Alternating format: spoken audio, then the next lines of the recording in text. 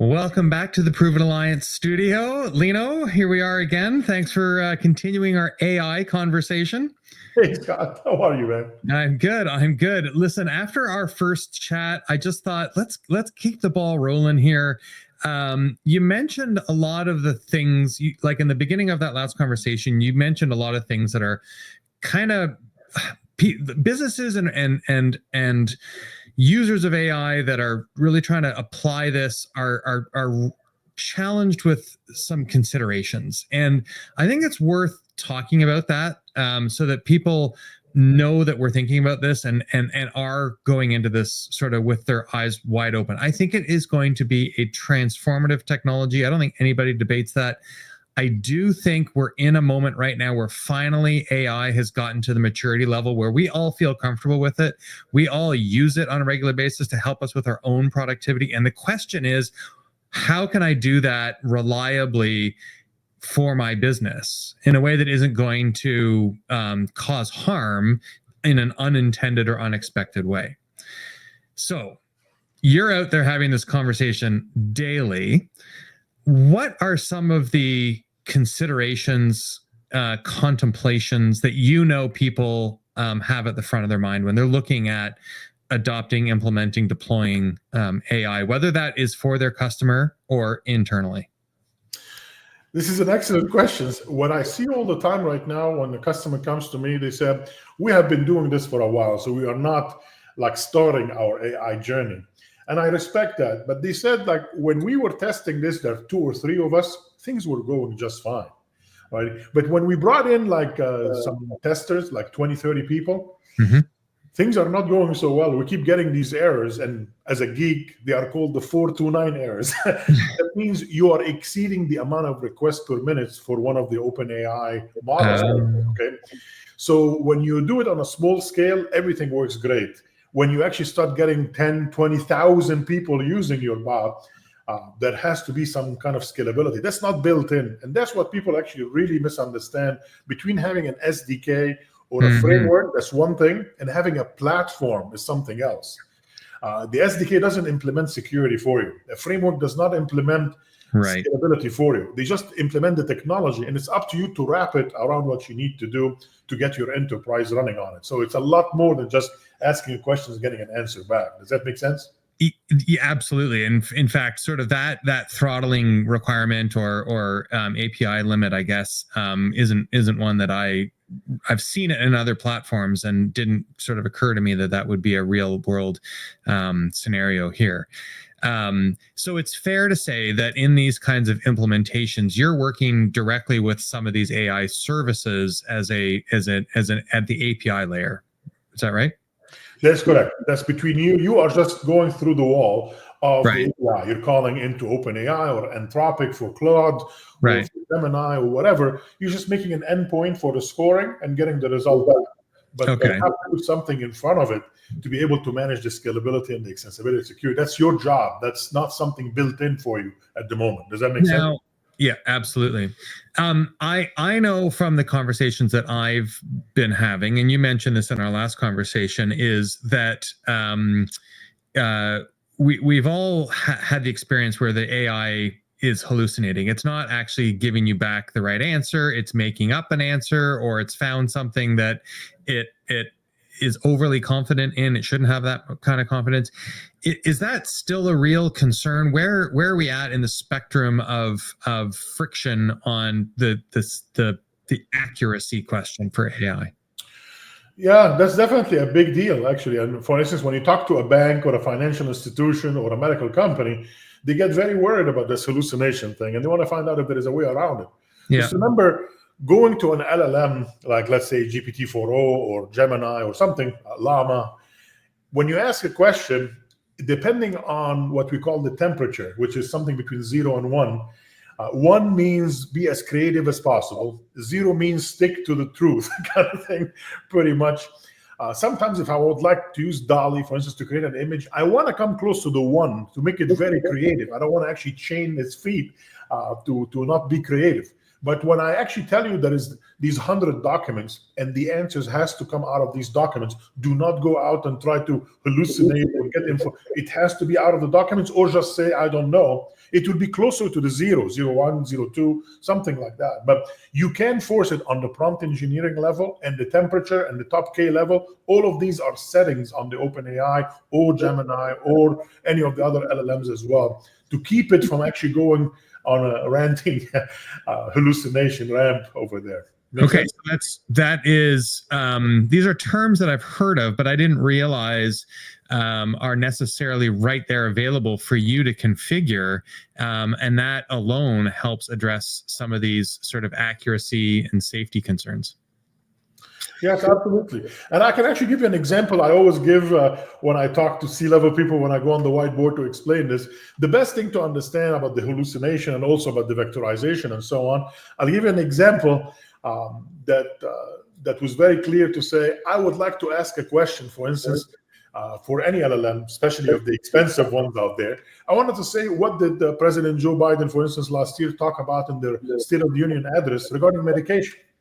Right. If you ask GPT-4o, for instance, it will come back and says like, well, I don't know, because I was trained after or actually before that took place, so I have no idea. Maybe you can go to one of the news media website and take a look there, but I don't have access to it because I was trained before that. I said, okay, no problem. Let me be smart about it. I'm going to go to the whitehouse.gov website, all right, which by law, all here in the United States at least, they have to actually publish all the different speeches. So his last speech was 84 pages in a PDF available on the whitehouse.gov. Right. I'm going to be smart about it. I'm going to take one of the big tokens, like 128,000 token kind of LLM, and I'm going to go ahead and copy and paste all 84 pages, and I'm going to put it right after my questions. So I'm going to ask the questions and give you the entire speech. All righty?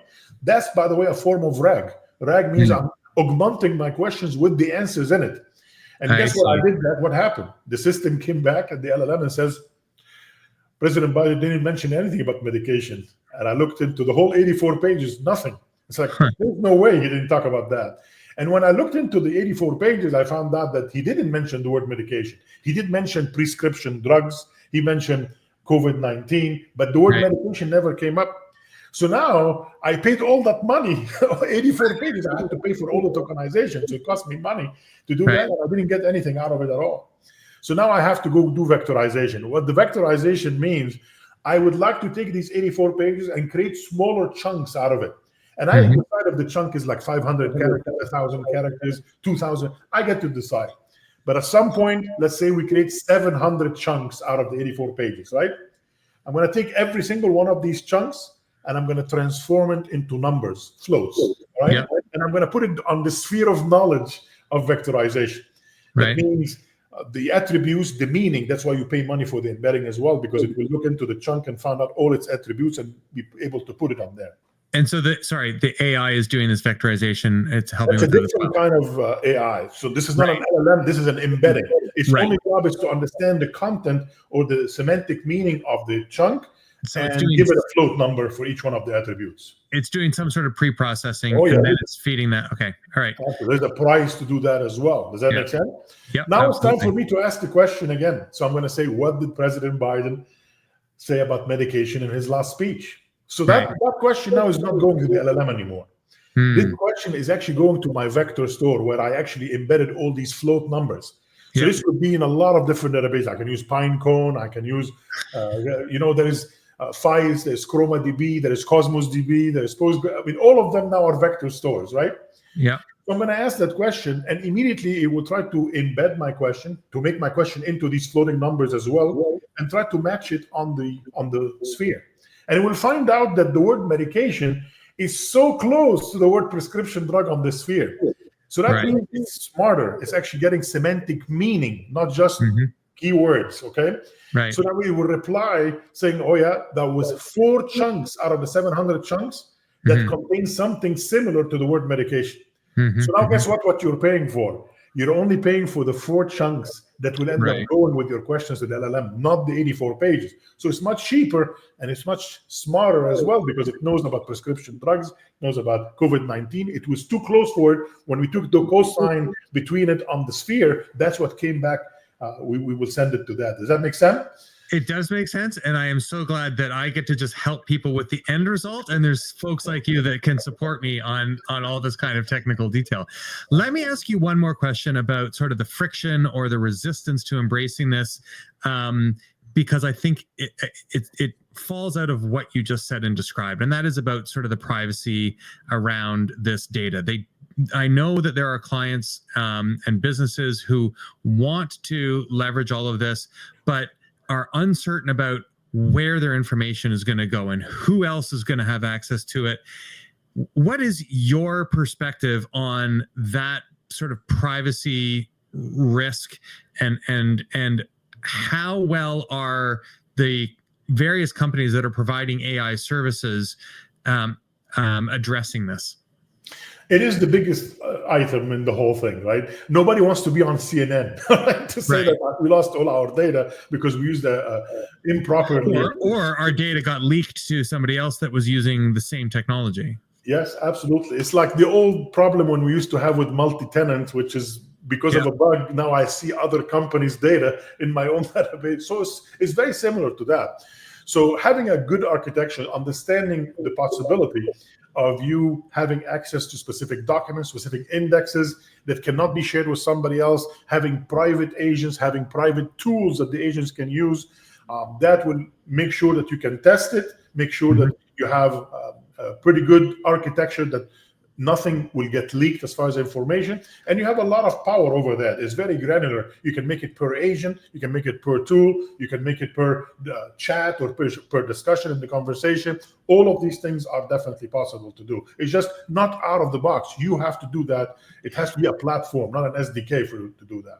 And I guess that there inherently is where the trust comes from, is that when you are uploading your own data for these platforms to ingest, you're not submitting them to the LLM. You are submitting them and creating your own vector databases, and you have your own RAG in order to sort of do an execution path and figure out where the data lives, how available it is, where I should draw my result from, and then rely on the LLM sort of to tie a bow around it. How am I doing? Yeah, no, you're doing great. I'm going to add to that to tell you, like, I get a lot of customers that are asking me a very funny question, which is like, I want to make sure when I make the call to GPT-4o, they're not stealing my data and training the model with it.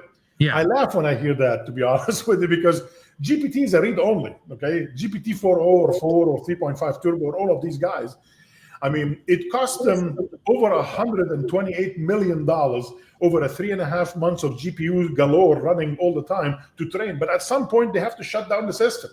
We've got our model. So you asking a questions or giving us data, we're not going to retrain the GPT-4.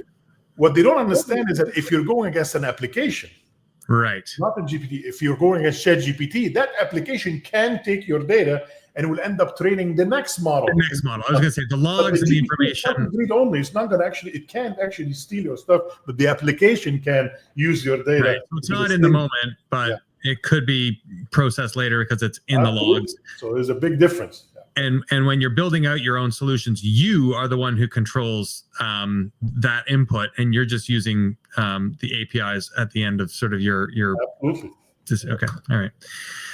I mean, it does sound like a lot to contend with, and I can understand why there's some friction and hesitation in adopting this, but there are those of us who get very excited about this, have been thinking about it for a long time. I count you top among those experts in my network. So thanks for everything you do to support our journey in this technology.